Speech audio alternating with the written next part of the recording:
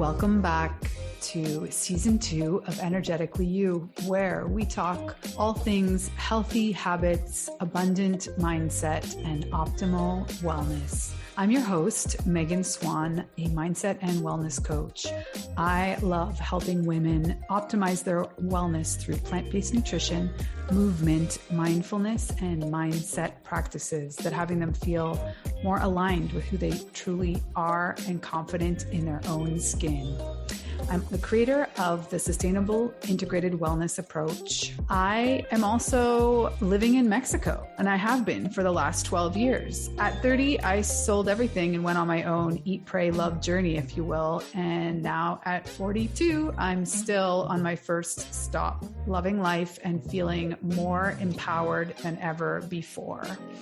This podcast is for incredible humans who are interested in feeling more aligned with who they truly are, confident in their own skin, and able to make more empowered decisions for themselves going forward in their future. So let's dive in. Welcome back to Energetically You. Today, I am so excited and honored to interview Beth Berry. She is a life coach, small group and retreat facilitator, mother of 4 daughters, and author of the recently published #1 bestseller, Motherwhelmed. Her handle on Instagram is @revolutionfromhome. I absolutely adore her and her content. A revolutionary at heart, she helps mothers get more of what they want and need to feel fulfilled and empowered despite the odds.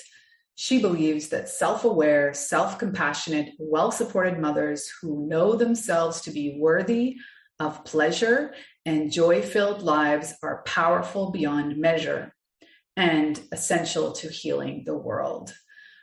Follow her journey at revolutionfromhome.com. Welcome, Beth Berry. I'm so excited to get to know you better and hear the background of how you got to where you are today, because I find your work so inspiring. So tell us first, how has your morning been so far? Thank you, Megan. I'm excited to be here with you. My morning's been good. Getting over COVID. We had a lot of COVID in the family, so a little bit raspy voiced, but I feel good. I'm happy it's behind me. Oh, good. And tell us, how long have you been coaching, and what was besides the fact that you are a mother of 4 tiny humans, which is a feat in itself, how did it become a priority for you to really help other mothers find a peaceful place with this big, big job that we have? Yeah. Well, first of all, my tiny humans are not so tiny anymore. They're 14 to 27. So they're big humans now. Where did I start? I started off writing, and the more I started blogging and exploring sort of my inner world, the more I realized, I had people reaching out saying, hey, can we talk more about this? And it was kind of an organic transition. And then I thought about going back to school to become a therapist, and was trying to figure out whether I wanted to go that route or the coaching route. And the truth be told, that the coaching path gave me more creative license to be able to come up with what felt like offerings that were a bit more aligned with who I am and what I feel like my gifts are. So it's been a really beautiful path and very much organic. Started off feeling very timid about, my first, I had no idea that I would be doing group work, and group work is now like, the bulk of what I do. And started off with like doing teleconference calls because I was too afraid of video, and now, so I've come a long way. It's really kind of cool to look back and see how much you can grow, and you just kind of keep trying, stepping up to the next growth edge and deciding to take that next step. So. Wow. It doesn't shock me, but it sort of surprises me, but I hear that you've come a long way. You've probably been doing this for a while, but that you were, afraid to show up at the beginning, because I find your content, potentially very controversial to some people. I really, really resonates with me, but I'm sure there's other people so my question is going to be, what for you are some of the major themes that women and mothers are having to grapple with, where it's very mixed messages, and how do you help them give themselves permission to take that time and do the inner work? Mm-hmm. Yeah. So major themes, I would say right now, and I actually think when we look back at this pandemic period, I hope that we will remember that it was actually like this before. It's just been amplified. It's just been now we pulled all of this stuff out of the shadows, and it's less deniable, but it was like this before. It was isolating.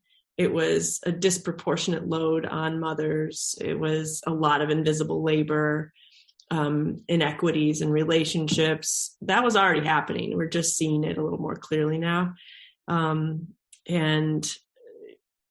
So themes, isolation's huge. It was before the pandemic.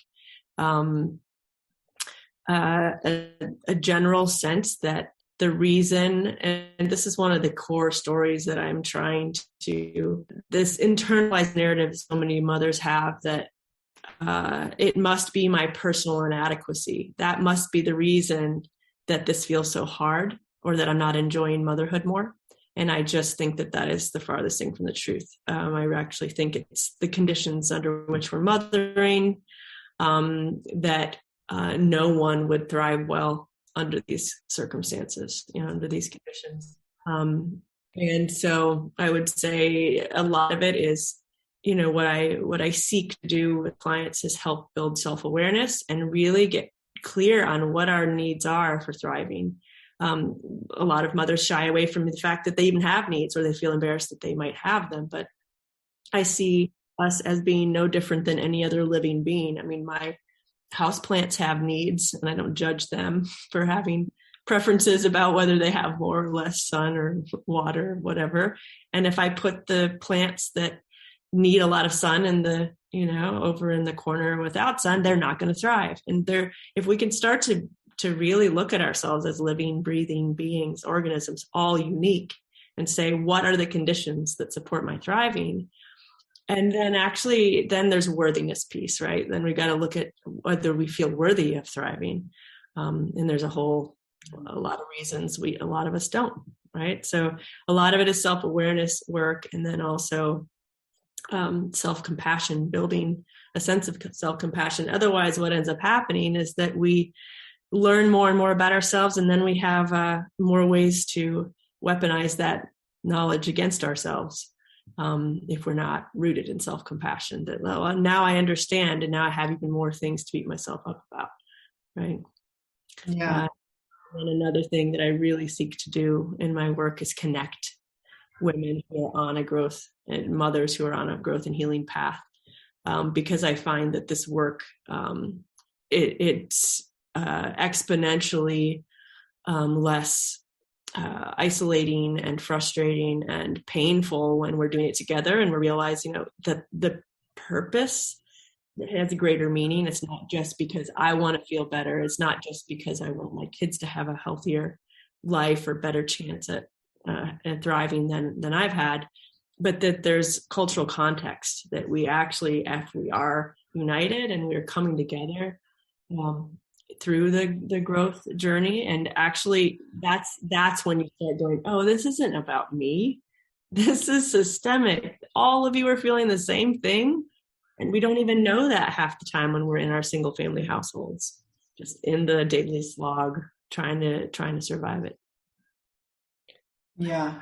Do you bring other cultural examples into your work? Because it's definitely a Western problem to some degree. And I'm Canadian, but I live in the south of Mexico, and I have been here for 12 years. And they're different issues. And I think there's a lot of overlap, but at the same time, there's still a little bit more feeling of it takes a village here than Absolutely. I see my friends in Canada experiencing.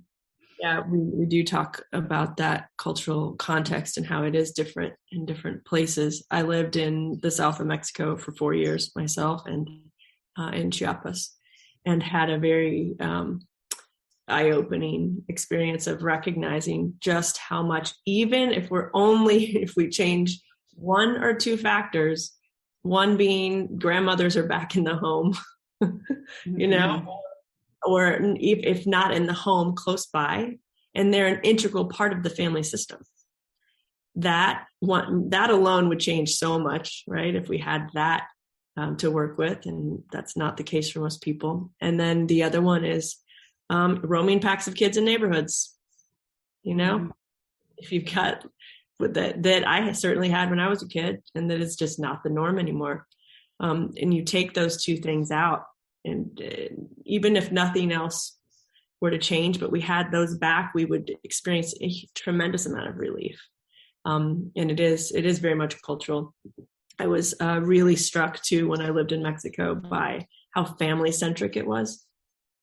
Mm-hmm. And that there really was this sense of, and rather than productivity centric, that at the end of the day, it really was about the connections among families. That felt more predominant than it does in the States. So I loved over the holidays that you really highlighted the, added overwhelm that comes along with certain traditions. And, it cycles throughout the year. Is there something that you see that women can do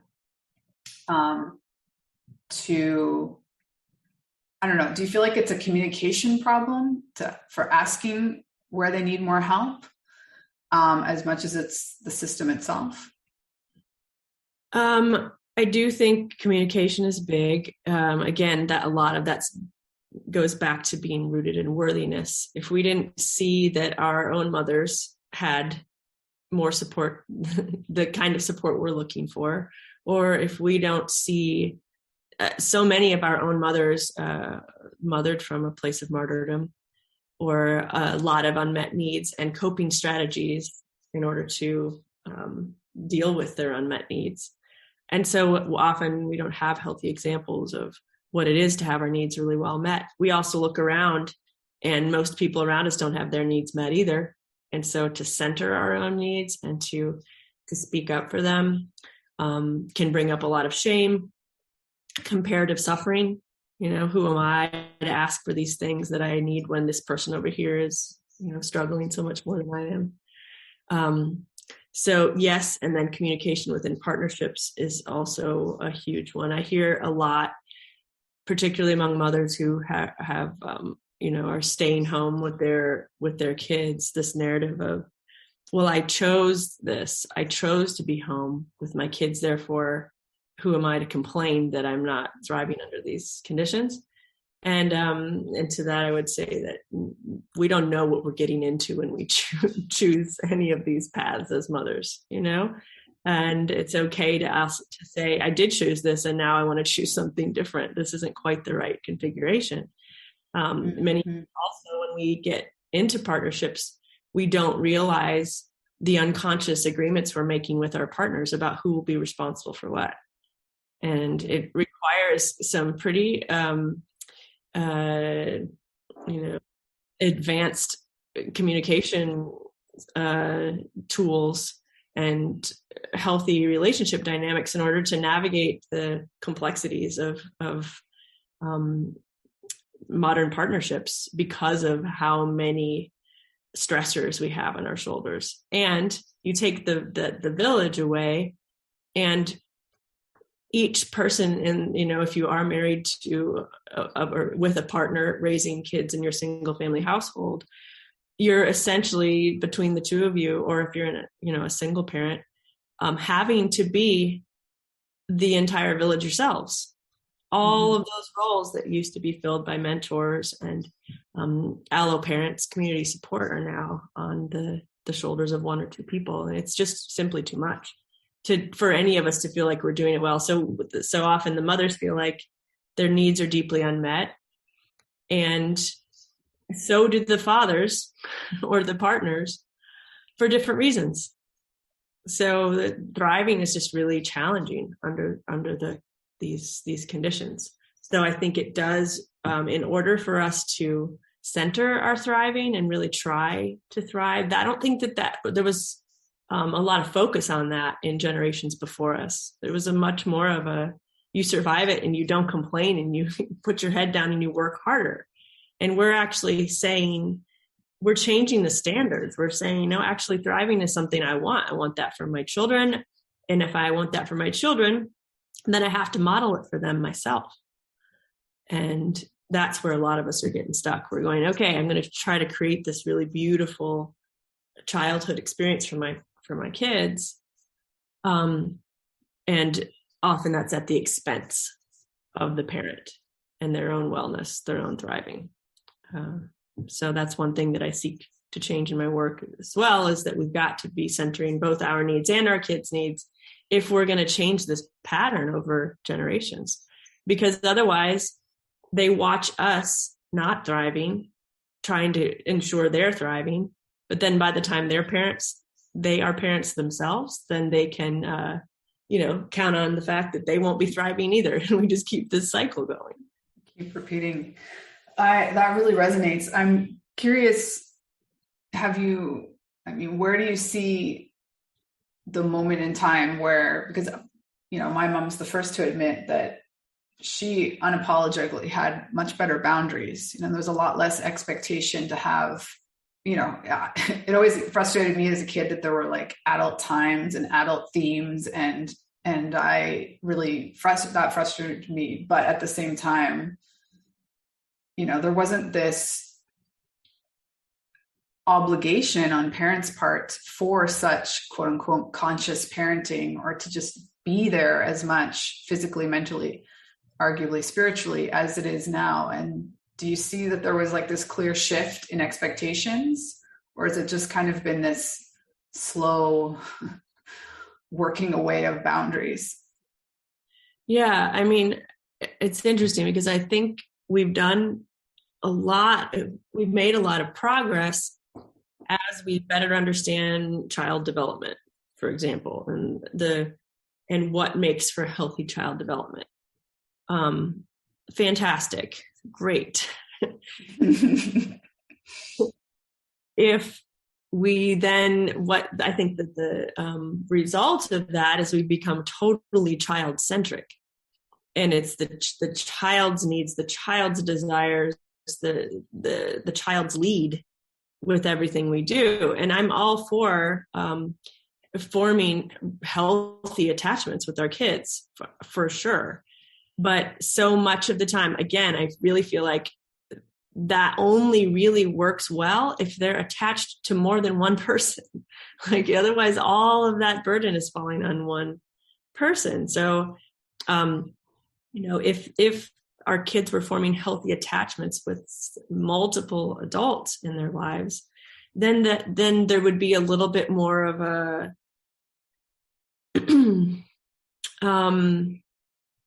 like if we know what our kids need because we're paying a lot of attention and we're really in a healthy attachment with them and they're telling us what they need.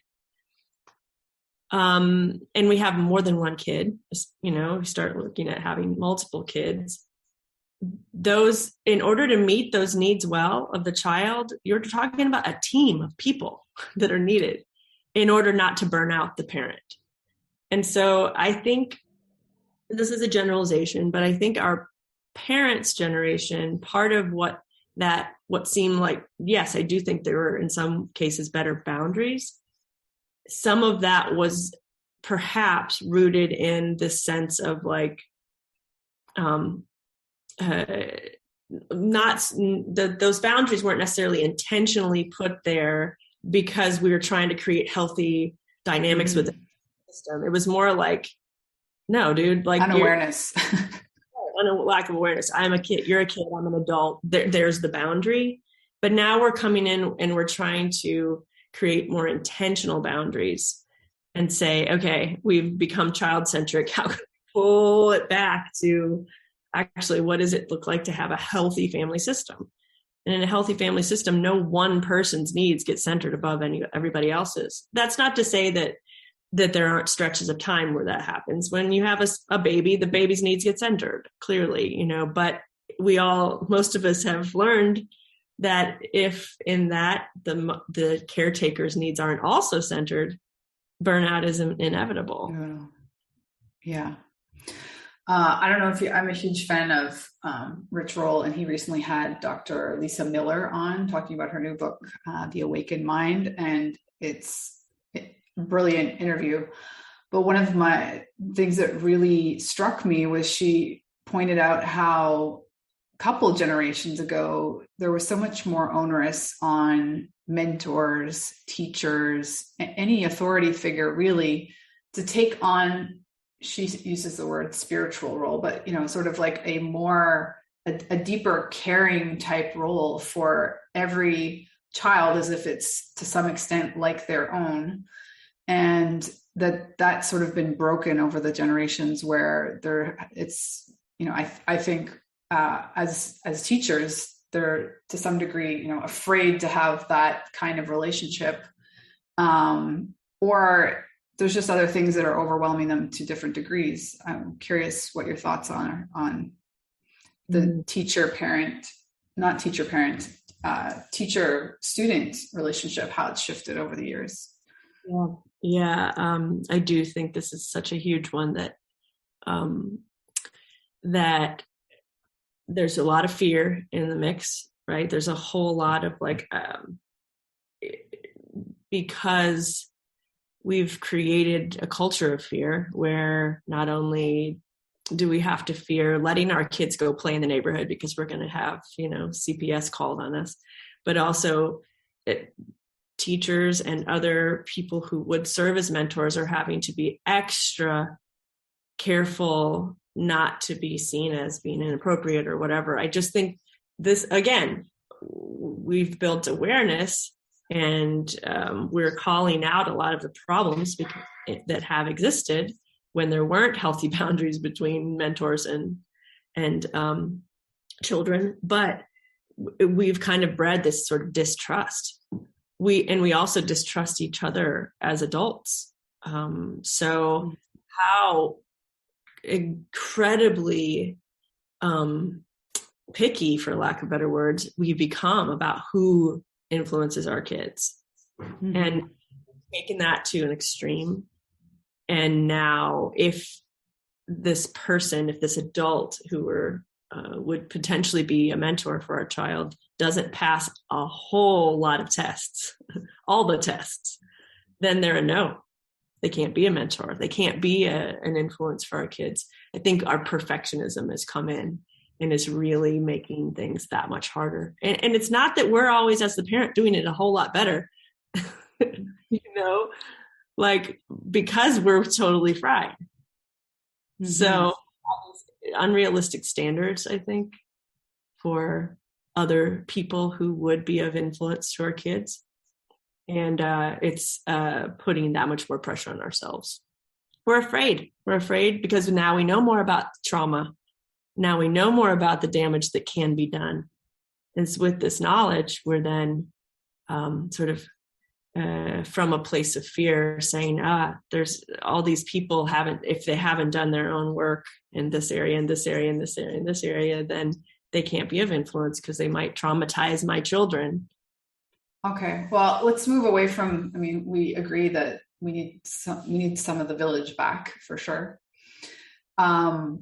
What can mothers or caregivers do to find that sort of inner trust?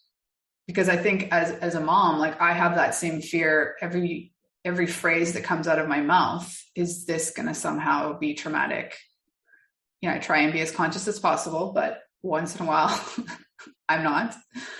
And So then it adds this layer of guilt that one conversation or that one interaction is somehow going to offset all of the good.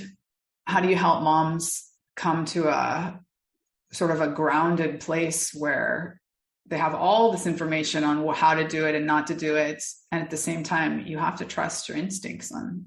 Yeah, and recognize that we can have all this information that is so important, and also we are human and we have to honor our humanity and our limitations.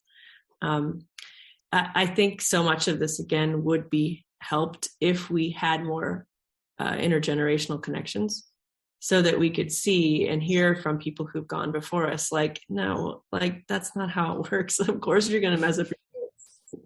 Of course you're going to mess up. Of course you're going to do things wrong. No matter what you do, there's going to be a phase that they don't like you or they don't want to be around you. I mean, totally. And like when I look back at, and I can talk to my kids now that they're, I have 2 adult kids and 2 teenagers. The things that I was so worried about, that some of those didn't even register to them. And there are other things that they think I didn't do well, or like, kid, I sacrificed so much to send them to this, like certain type of school or whatever. And they like resent me for it because they're like, I wanted to be in the public school. And to actually recognize that trying to get this just right, I think we need to move away from that as the goal, and instead couple that growing awareness that we have, which is so wonderful, with this self-compassion. The way that I've been able to really develop self-compassion in an authentic way, it has been by recognizing that if I am beating myself up for every little thing I do, then that's what my kids are going to see and do for themselves. And I extend all kinds of grace and compassion to my kids. And it breaks my heart that I would be teaching them to be so hard on themselves. It's just like brings tears to my eyes to think that me beating myself up would teach them that that's what you do. You have to be a bully to yourself and expect perfection. And so that has really softened me through the years, witnessing my kids get older and go through some really challenging times. So this is the other piece. If we were more connected with, intergenerational, if we had more intergenerational connections, then we would have more examples of parents who did a really great job and their kids still struggled, because that's life. I feel like I've been an exceptionally good mom. I've been extremely devoted to my kids. My kids struggle. We've got some real struggles in the mix. We've had some real, true, deep challenges.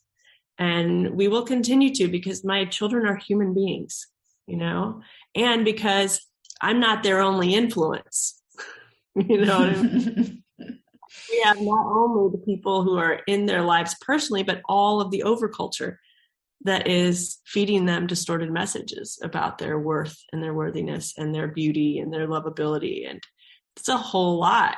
And so if we think as parents that we can single-handedly fight those forces, I think it's rooted in this really beautiful, deep love for our children.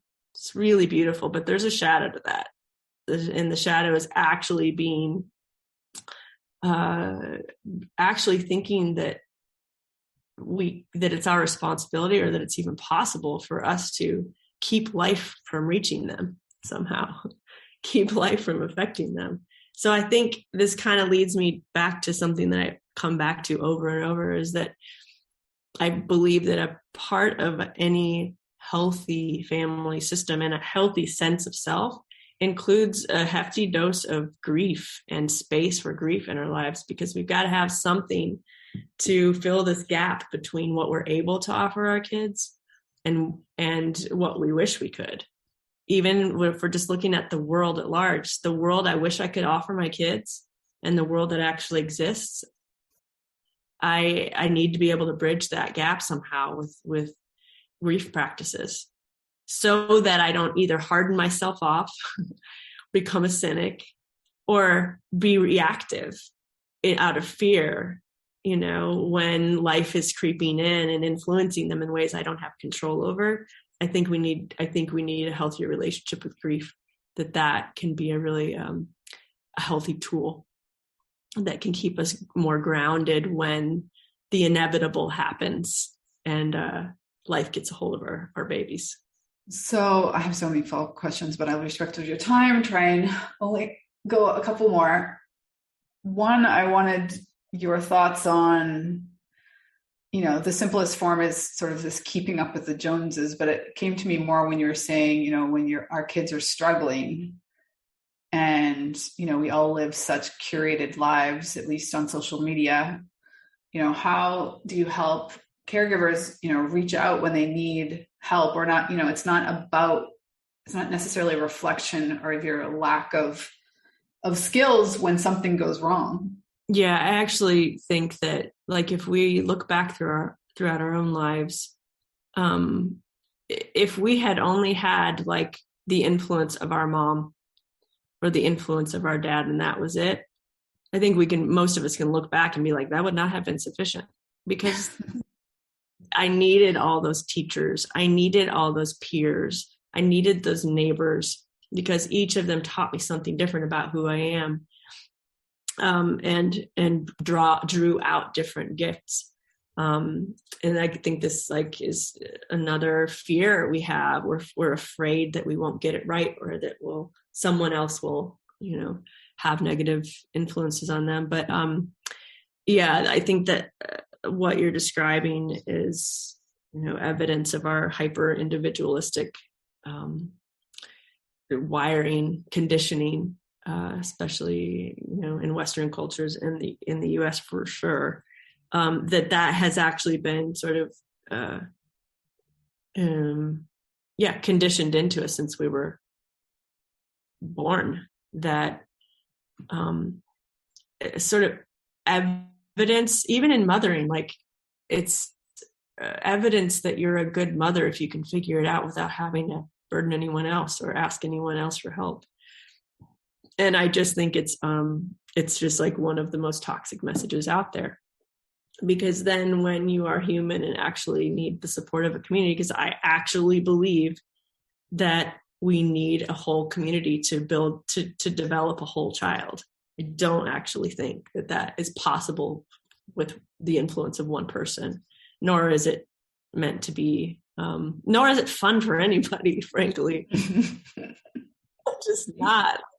I mean, and if we even think about this, like if we only hung out with one or two people ourselves, only ever, and that's happening a lot in the pandemic, that we're just like isolated with our partner and our kid or whatever, and we're just like over it. Like, there's only so much we can offer each other, especially when we're depleted. And, one of the things that I know has been so enriching for my own kids and for myself has been forming healthy attachments with other people. So now that my kids are older, part of the, and I'm creating my quote unquote village in very different ways that I did when they were younger. Now, when I look at this sort of village that I'm creating, which is both in person and virtual, both are, like these new modern villages that absolutely include virtual connection and connection with people across the world, which is beautiful and also has its challenges. But part of what I'm doing is that, like, now all my kids have therapists. That's part of me creating their village, is figuring out what kind of support does this kid do not expect myself to. In fact, I feeling like I need to play also the therapist role, and that's just gets you into like codependent. That's not healthy either. They actually need people who are outside the family system to offer them perspective. In that, so much of that has come from me doing my own personal work that I have zero shame around the fact that my kids need therapy. I think we all need that kind of support, and we're all deserving of it. They deserve to have someone sit there with them and examine their lives and figure out how they could navigate them better and give them the tools that, frankly, school systems don't, that we have only so much time to give them ourselves. Or, I am really good at working with adults in this capacity. I don't necessarily know how to impart all these tools that I know to children. That's a totally different skill set. So we have totally unrealistic expectations of ourselves as mothers, that we're supposed to be really good at teaching, at being, short order cooks and having these immaculate homes and figuring out our children's friggin' food sensitivities and their attachment styles. And they're just the list is insane. And that's, if we can just take the list of all the things we prioritize, I think this is a great exercise, in fact, make the list and then recognize that, all right, in order for me to feel healthy and whole and grounded and centered myself, I got to figure out how to outsource about half that list, and then we get into the challenge of how expensive it is to get our needs met, the way culture is currently structured. And that's one of the places people get stuck. That, yes, I would love to have X, Y, and Z kind of support, but even if I get through the worthiness piece, then it's hard to afford it. So, and then that's a whole other conversation. Yeah. The worthiness piece is often the biggest one, it's a big one. Yeah. Well, I love that you're calling that out.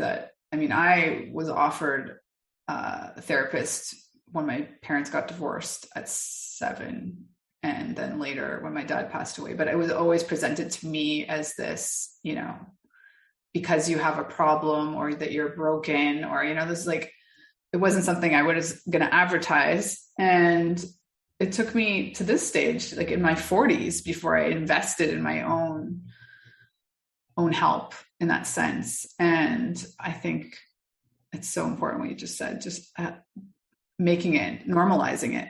Everybody needs at least one, ideally 5 other people to talk to and bounce ideas off of and gain a sense of who you are from different lenses. Yep. And that kind of, I think, can take the place of the mentors, the elders we don't have access to find people who are willing to sit with you and be in it alongside you and in a healthy way with healthy boundaries. Therapy is really where one of the first places that I learned what healthy boundaries looked and felt like, where it's that's what is creating this sense of safety, is that behavior was modeled for me. And I needed to see that in order to be able to emulate it, so people who have studied these things at length and who have a lot of practice can be sort of models for us. And I think it's essential that we see that it's not just about whether or not I'm worthy of it, but also my kids are worthy of me being in therapy, for goodness sakes. My kid, the people I interact with, all of the health of all my relationships, including the relationships I have with my own clients, benefit when I'm well. And if I'm not doing my own work, then I'm actually, it feels somewhat to me unethical for me to be being in a supporting role every day without getting my own support. So how can people find you and work with you if they're so inspired to reach out, which I know they will be? My website is revolutionfromhome.com. And I work with clients one-on-one. I also have a year-long program called Motherworthy. The enrollment starts in September. That's a really incredible experience. And I offer, you can get on my website, poke around, see what you find. But I absolutely, and I have a book called Motherwhelmed. And that you can find, wherever you find books. Amazing. Well, I love the exercise of making that list and trying to outsource it as effectively as you can. Any other parting little bits of advice or permission you can leave us with? Yeah, I really think it's so important that we be gentle with ourselves and recognizing that most of us during this, especially during this pandemic time, are not super well resourced. And there's only so much we can offer others when we're under-resourced ourselves. And so the more we can right now, instead of asking the questions of like, what's wrong with me that I can't, whatever, how about we look at what are my unmet needs? Because there's a direct relationship between our unmet needs, our values. When I'm super sleep deprived, until I get that sleep need met, I'm not going to be able to access patience, creativity, focus, all of these things. And that doesn't mean there's anything wrong with me. It means I'm a human being. So how can I honor my humanity by saying I have needs? My needs are unique. They're different than my partner's needs. They're different than my children's needs. And the better I can come to understand them, orient my life around getting them met well, the better, the less harm I'm going to do. And the more beautiful my relationships have the potential to be. Well, thank you so much for your time this morning. I really appreciate it. It was a pleasure getting to know you a little bit better, and I appreciate all your wisdom, Beth. Thank you, Megan. It's been a pleasure to be here with you as well. Thank you so much for listening to Energetically You. I hope that this episode has helped you to tune into your natural energy sources so that you feel more energized and focused throughout your day. If you enjoyed the episode, please take a second to rate and review. Each review helps us to help more ambitious women just like you accomplish their goals. Don't forget to take a screenshot, share it on social or in your Instagram stories, and tag me at Megan Swan Wellness. See you soon.